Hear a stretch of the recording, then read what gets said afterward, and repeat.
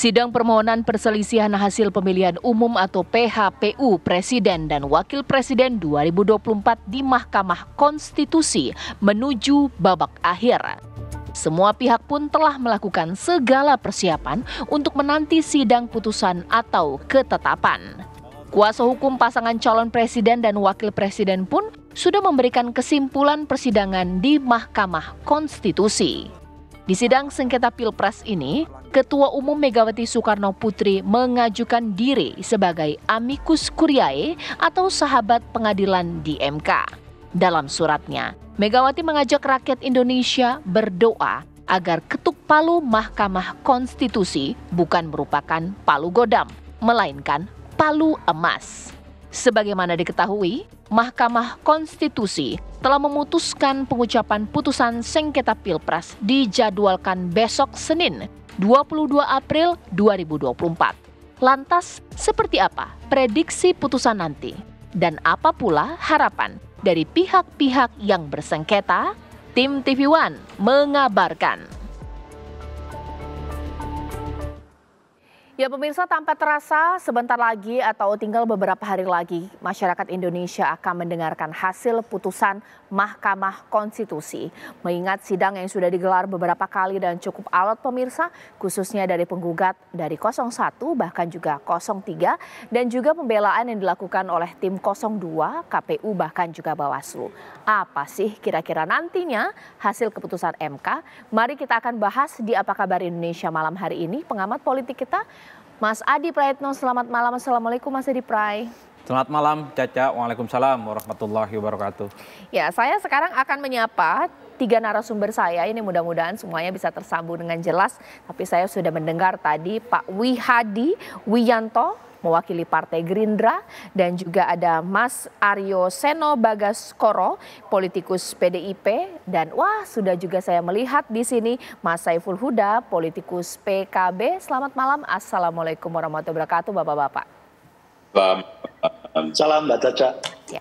Saya pertama kali ingin ke Mas Seno dong pastinya. Mas Seno, kira-kira harapan dari 03 ini seperti apa mengenai putusan MK? Sampai Ibu Mega turun tangan menulis pernyataannya sebagai amicus curiae. Ini akan ngefek nggak sih kira-kira? Silakan Mas Seno. Ya tentu kami berharap seperti yang ditulis Ibu di dalam surat sebagai sahabat pengadilan atau amicus curiae, bahwa palu yang diketok oleh MK besok Senin menjadi palu emas dan bukan palu godam. Artinya apa? Memberikan rasa keadilan bagi semuanya, memberikan rasa kepastian bagi semuanya, dan dapat mengikutsertakan berbagai macam pertimbangan di dalam mengambil keputusan. Pertimbangan-pertimbangan itu kan sudah disampaikan secara gamblang di dalam persidangan dan dipertegas kembali oleh Pak Todung di dalam pembacaan hasil kesimpulan dari gugatan kami di Mahkamah Konstitusi. Kita tahu bahwa hari ini kami mengambil jalur perlawanan yang tersedia secara konstitusional dalam menyikapi hasil pemilu.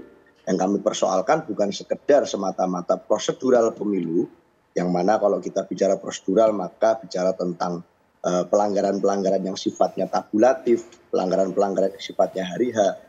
Tapi yang kami bicarakan adalah terkait dengan esensi atau substansi dari mengapa pemilu itu menjadi penting. Basis legitimasi mengapa pemilu itu penting.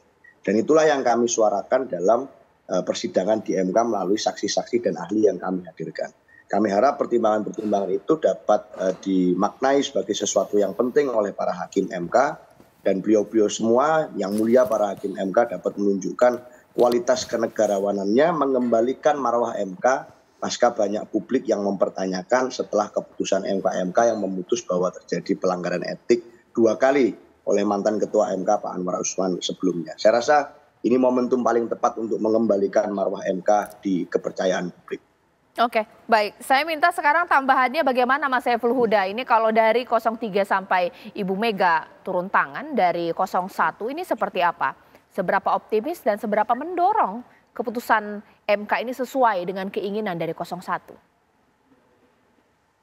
Ya, saya kira begini, kita harus letakkan tanggal 22 April keputusan final dari MK sebagai sebuah proses yang kira-kira kontinuitas untuk menjaga proses demokrasi kita. Karena di dalam undang-undang dinyatakan secara tegas bahwa sengketa pemilu yang memberikan kata akhir, kata putus akhir adalah Mahkamah Konstitusi.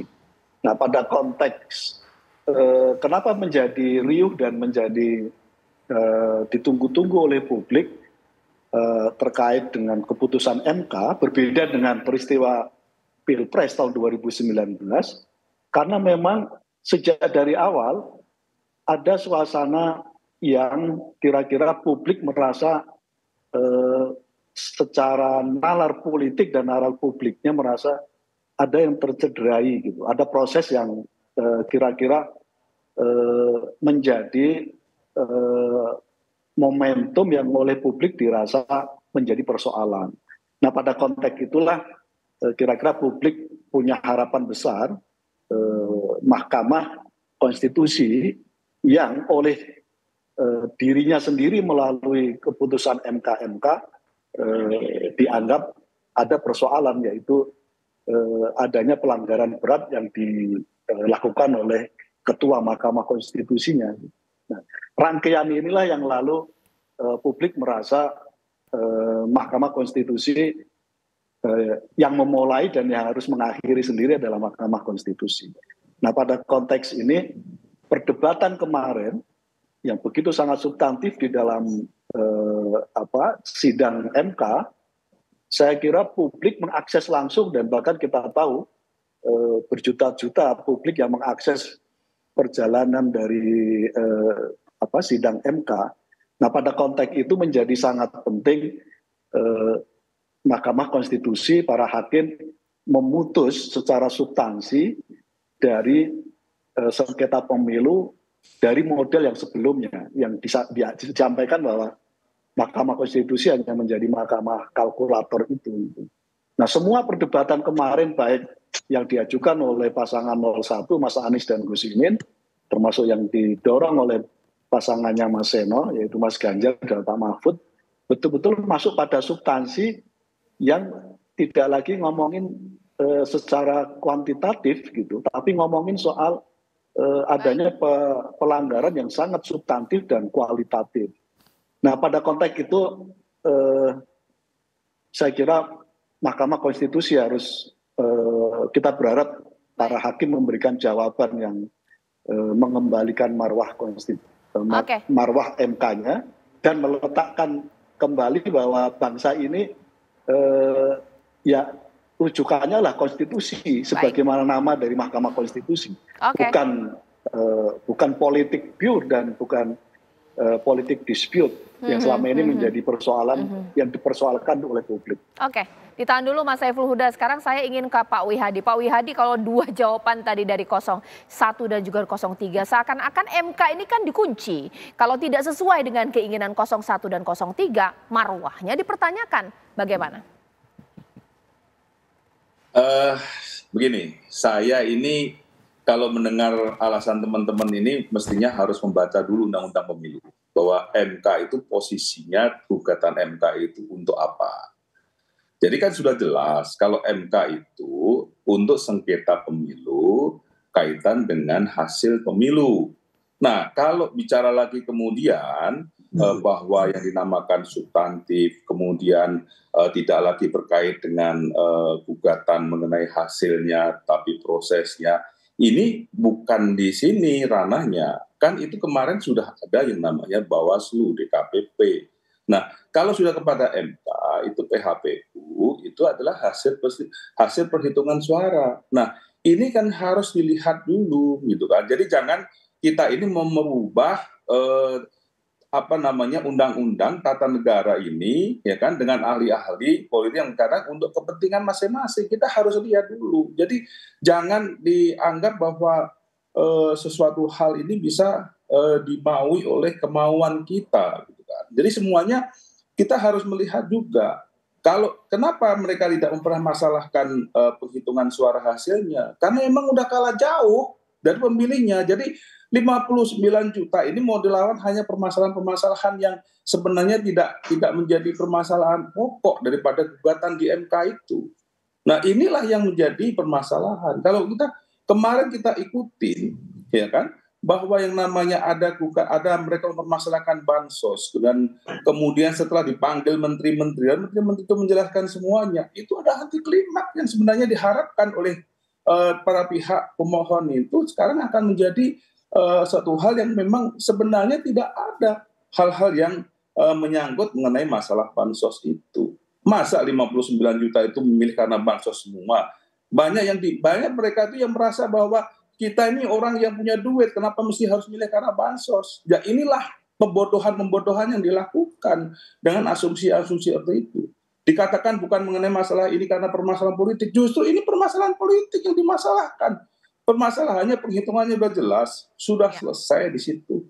Nah, kalau kita melihat saat ini, apa yang dilakukan juga dengan amicus curiae. Amicus curiae itu kan para pihak yang itu tidak boleh mengajukan amicus curiae yang terkait. Ya kan? Jadi ini yang keterkaitan. Kalau itu ada Ibu Mega dan segala macam yang mengajukan amicus curiae, ini kan pihak terkait. Dan dalam Undang-Undang Pemilu tidak ada amicus curiae. Ini sudah jelas permasalahannya. Jadi ini kalau saya melihat justru jangan-jangan karena para lawyernya ini biasa bersidang di pengadilan umum, tidak di pengadilan Mahkamah Konstitusi, sehingga memperlakukan sidang konstitusi ini sama dengan sidang-sidang umum. Nah, ini jangan dianggap bahwa sesuatu hal ini melihat bahwa permasalahan sidang konstitusi, masalah PHPU ini sudah jelas diatur dalam Undang-Undang Pemilu. Jadi tidak bisa semau-maunya, gitu kan? Oke, ya ditahan dulu Pak Wihadi. Nanti sesaat lagi saya tanya kepada Mas Adi Pray. Ini kan pihak-pihak yang berperkara, yang bersengketa. Kalau posisi masyarakat Indonesia dan apakah mengganggu stabilitas politik mengenai putusan MK 22 April, bentar lagi loh Mas Adi Praitno, sesaat lagi.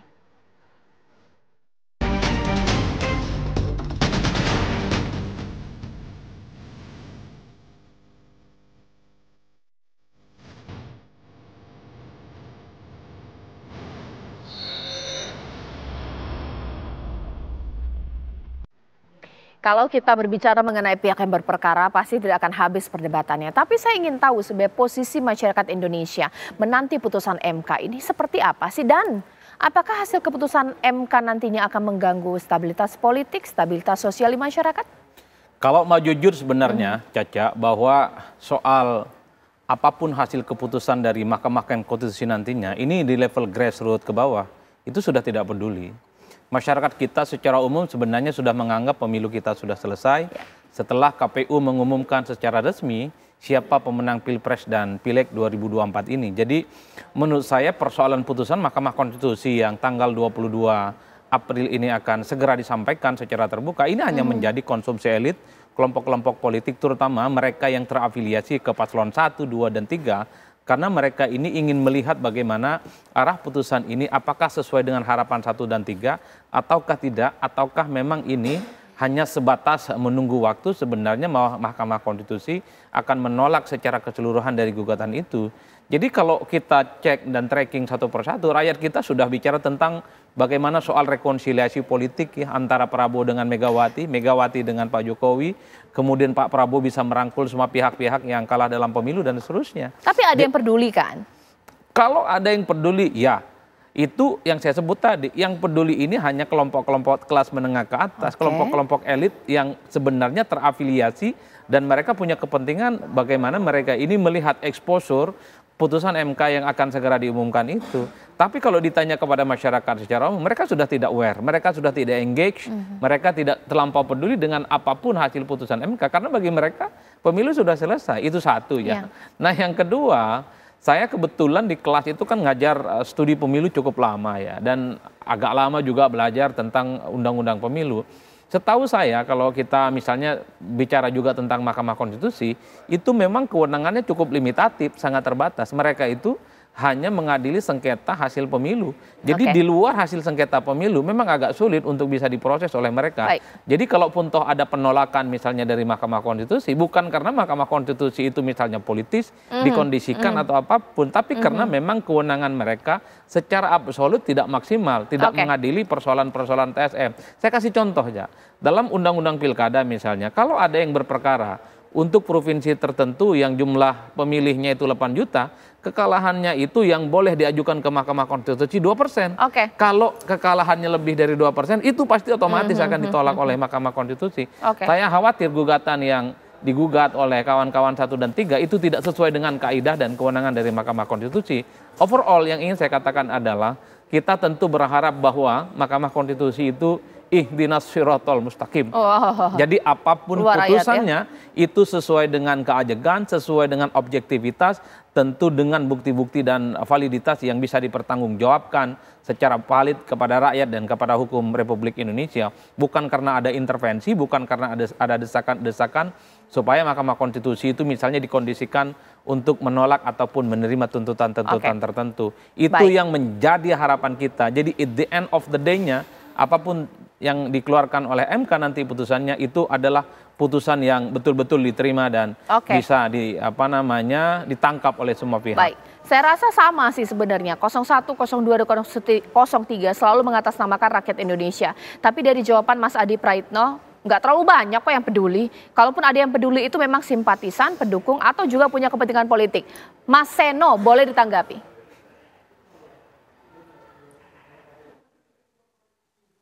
Mas Seno? Mas Seno jelas mendengar suara Ya, saya? oke. Ya. Jelas.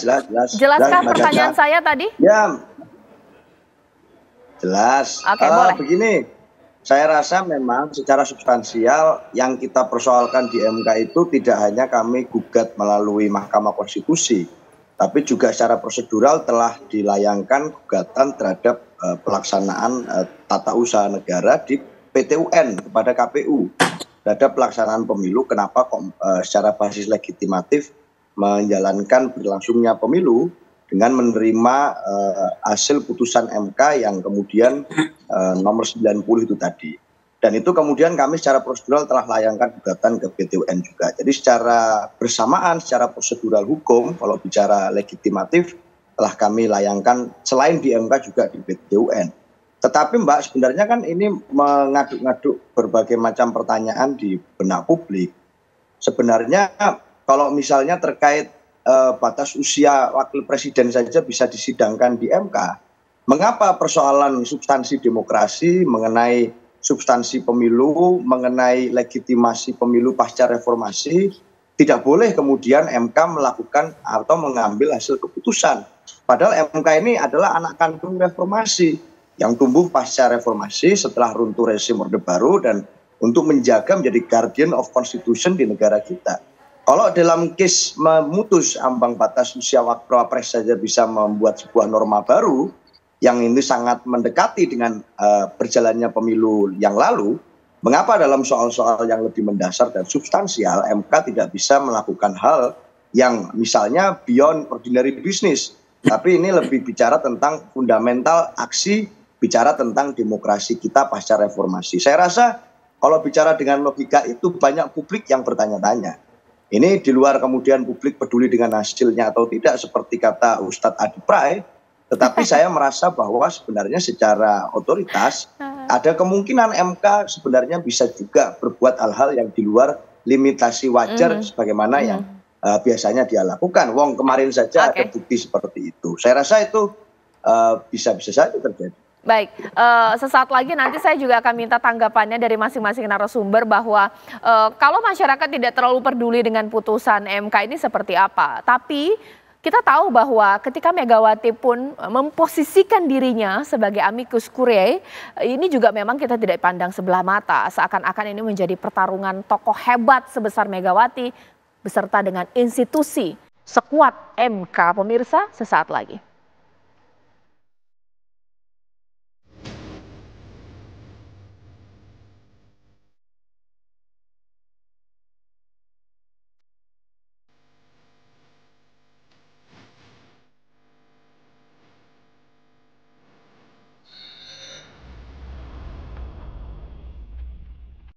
Saya ke Mas Saiful Huda, dari 01 dan juga 03 kan beberapa kali mendeklar atas nama rakyat, Mas Adi Pray mengatakan di sini sudah sedikit rakyat sekarang peduli. Nah, seberapa akan berpengaruh bahwa atas nama rakyat ini akan mempengaruhi hasil MK nantinya? Mas Huda. Loh, rakyat peduli, karena pemilu belum selesai, Mas Adi. Jadi pemilu kita belum selesai dan undang-undangnya menyatakan bahwa yang punya kata putus akhir adalah Mahkamah Konstitusi. Jadi ini jangan dianggap gugatan sengketa pemilu oleh 0103 sebagai sebuah inkonstitusional. Ini proses konstitusional. Diberi ruang sepenuhnya oleh konstitusi kita. Gitu. Jadi saya kira kalau ada cara pandang bahwa sudah tidak peduli dan seterusnya, saya kira tidak pada konteks itu. Itu yang pertama ya. Yang kedua, hakim Mahkamah Konstitusi memberi ruang dan proses ini berjalan. Bahkan ketika kita mengangkat isu terkait dengan efek bansos misalnya, yang diduga itu menjadi bagian dari abuse of power, gitu. Faktanya hakim konstitusi mengundang para menteri, gitu. Jadi ini nggak ada yang ilegal, ini proses yang wajar dan nggak perlu saya kira dalam proses yang belum selesai ini ada orang yang merasa sudah selesai pemilu, nggak bisa begitu. Ini proses konstitusional semuanya, gugatan ke sengketa pemilu kepada Mahkamah Konstitusi itu konstitusional, gitu. Jadi kami tidak menggunakan cara-cara inkonstitusional, ini konstitusional semuanya, gitu. Nah, karena itu penghormatan kita terhadap proses di Mahkamah Konstitusi sama halnya harus kita hormati dan kita hargai sebagaimana kita kemarin 14 Februari memberikan hak rakyat, memberikan suaranya kepada pasangan 01, 02, dan 03. Jadi dalam proses ini nggak boleh ada yang dinafikan, gitu. Jadi sekali lagi ini proses konstitusional, kami menggunakan jalur itu dan ini bagian dari dedikasi kami terhadap proses demokrasi ini. Itu yang kedua. Yang ketiga, bahwa secara substansi persidangan sengketa pemilu kita sejak dari awal pasangan 01 memang mempersoalkan prosesnya, gitu. Dan itu diterima secara terbuka oleh Mahkamah Konstitusi, oleh hakim Mahkamah Konstitusi. Karena itu prosesnya berjalan. Kalau misalnya dianggap bahwa materi gugatan kami tidak sesuai, sejak dari awal hakim konstitusi sudah pasti menolak. Gitu. Nah, artinya apa? Artinya rasional. Materi gugatan kami rasional menyangkut soal ini dan karena itu proses di Mahkamah Konstitusi berjalan. Gitu. Saya kira nggak boleh ada opini yang menyatakan bahwa pemilu ini selesai. Belum selesai. Kami menggunakan cara-cara konstitusional sampai nanti tanggal 22. Tinggal 3 hari lagi kita tunggu dengan baik. Dan kita kasih ruang sepenuhnya. Kita kasih kepercayaan sepenuhnya kepada Mahkamah Konstitusi atas semua proses yang sudah terjadi. Dan kami pun siap. Gitu. Apapun keputusan Mahkamah Konstitusi akan kami terima 100%. Tentu dengan catatan. Tapi kita akan terima sebagai bagian dari seorang demokrat sejati, menghargai proses konstitusi dan menghargai proses demokrasi. Baik, Pak Wihadi seperti apa? Apanya seperti apa? Ini kita kalau melihat ini kan seakan-akan ada dua pressure ya. Masyarakat yang dikatakan tidak peduli dibantah lah oleh 01 dan juga 03. Banyak masyarakat peduli mengenai keputusan ini. Belum lagi seorang sosok Megawati Soekarno Putri turun gunung untuk mengawal putusan MK ini. Seakan-akan kayaknya MK juga lagi pusing mikirin putusan seperti apa yang akan dikeluarkan 3 hari lagi. Pak Wihadi. Ya saya justru mendengarkan apa yang disampaikan oleh teman-teman ini, saya juga jadi ini mau arahnya kemana gitu kan. Kan sudah jelas bahwa undang-undang pemilu, sengketa hasil pemilu itu di MK. Kalau dikatakan bahwa proses di MK itu kenapa diterima oleh hakim MK, karena memang pemohon itu kan memberikan gugatan seperti yang dikatakan prosesnya. Nah kemudian dalam persidangan kan sudah terbukti semua, ternyata prosesnya itu kan tidak ada yang salah. Nah dari keyakinan kami ya jelas bahwa tentunya bahwa kalau semuanya mengatakan demokrasi dan punya taat konstitusi, ya kita harus lihat konstitusinya itu. Konstitusi itu, MK itu adalah kewenangannya adalah memberikan keputusan terhadap hasil daripada pemilu, bukan proses pemilu. Kan sudah jelas PHPU gitu kan, bukan perhitungan seperti itu. Kita katanya taat konstitusi, kan kalau kita taat konstitusi sudah jelas. Jadi konstitusi jangan dipanjang-panjangkan mengatakan taat konstitusi gitu kan. Nah di ini kalau kita melihat masyarakat, masyarakat sendiri juga sudah melihat, ya kan, yang dikatakan bahwa ya pemilu sudah selesai karena pencoblosan dan hasilnya sudah selesai. Tetapi masih ada proses hukum yang harus dilalui, yaitu gugatan di MK terhadap hasil daripada pemilu yang sudah selesai itu. Jadi ini kan kita harus kaitan itu seperti itu. Nah kalau kemudian kita bicara konstitusi, ya konstitusinya adalah hasil perhitungan pemilu, bukan prosesnya. Itu kan sudah jelas. Kalau kemudian ada amicus curiae, kan saya katakan bahwa di Undang-Undang Pemilu tidak mengenal amicus curiae. Itu jelas. Nah kemudian yang mengajukan amicus curiae itu adalah pihak terkait itu tidak bisa. Kalau kita katakan Ibu Mega itu pihak terkait atau tidak, dia kan sebagai ketua partai. Kan jelas bahwa itu terkaitannya adalah dengan adanya partai itu pengusung daripada calon presiden itu dan terkait dalam pemilu. Dan ini kan sudah jelas semuanya. Jadi ini adalah kalau kita bicara taat konstitusi, ya inilah konstitusi yang ada ini kita hormati, jangan membelokkan konstitusi. Jadi undang-undang tata negara sudah jelas, jangan membuat tatanan yang lain lagi gitu loh. Jadi ini saya ada dagelan juga itu saya kira gitu kan. Jadi sudahlah kita dalam hal ini juga ketika katakan Mas Arya Sino juga mengatakan kenapa prosesnya mengenai masalah usia bisa loh yang diuji itulah undang-undang dan itu adalah merupakan kewenangan daripada MK menguji undang-undang dan hasil menguji undang-undang itu adalah terkait dengan apa yang dikatakan dengan batasan usia. Sudah jelas itu adalah memang kewenangan. Jadi jangan dibuat dibelok-belokkan seperti ini. Jadi saya kira ini kita hormati semua dan kita tinggal tunggu hasil daripada keputusan MK ini. Kalau kita melihat semua saya kira juga sudah sadar bahwa yang namanya kalau kita sebagai orang hukum sudah sadar bahwa apa yang ada di sidang itu sudah mengarahnya sudah jelas gitu loh kan. Ini ada seperti itu. Gitu. Oke, Mas Adi Pray. Saya kira begini, Cak. Secara prinsip sebenarnya saya kenapa mengatakan pemilu itu sudah selesai. Ini dalam perspektif orang awam dan orang secara umum. Karena bagi mereka yang disebut dengan pemilu itu hanya datang ke TPS tanggal 14 April yang lalu. Dan itu selesai. Nah yang saya sebut tidak selesai itu adalah ketika elit-elit ini mengajukan sengketa hasil pemilu di Mahkamah Konstitusi. Dan itu memang menjadi domain kubu 1 dan 3 yang menilai pemilu itu ada indikasi kecurangan, mobilisasi bansos, aparatus kekuasaan. Dalam konteks itu saya kira tidak ada perdebatan apapun. Bahkan saya mengapresiasi ketika Ketua Umum PDIP Megawati Soekarno Putri mengajukan diri sebagai orang yang menjadi partnernya Mahkamah Konstitusi, menjadi sahabatnya Mahkamah Konstitusi. Saya juga berharap ketua umum partai yang lain, pengusung 1 dan 3 mengajukan diri untuk menjadi sahabat Mahkamah Konstitusi. Tapi tidak. Nah itu yang menjadi pertanyaan, kenapa hanya Megawati yang melakukan ini? Kalau memang Mahkamah Konstitusi itu menjadi gerbang terakhir mencari keadilan soal dugaan-dugaan pemilu, saya kira Megawati kalau diberikan kesempatan akan bicara tentang bagaimana soal pemilu dari hulu ke hilir yang dinilai itu cacat moral, cacat etika, inkonstitusional dan seterusnya. Yang menjadi pertanyaan itu di luar PDIP, kemana ketua umum partai yang lain ini? Kenapa tidak mengajukan diri sahabat Konstitusi untuk memberikan kesaksian?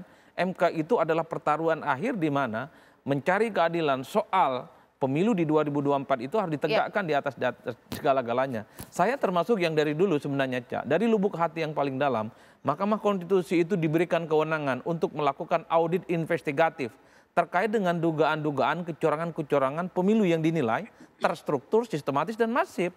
Tapi kewenangan itu tuh diamputasi sebelum 2014. pasca 2014 sampai hari ini Mahkamah Konstitusi banyak angkat tangannya ketika begitu banyak persoalan-persoalan yang dinilai bukan menjadi kewenangannya. Inilah yang per hari ini menjadi perdebatan dan semua orang sedang menebak apa ending dari putusan yang tanggal 22 April ini akan segera diumumkan. Saya kira di situ konteksnya.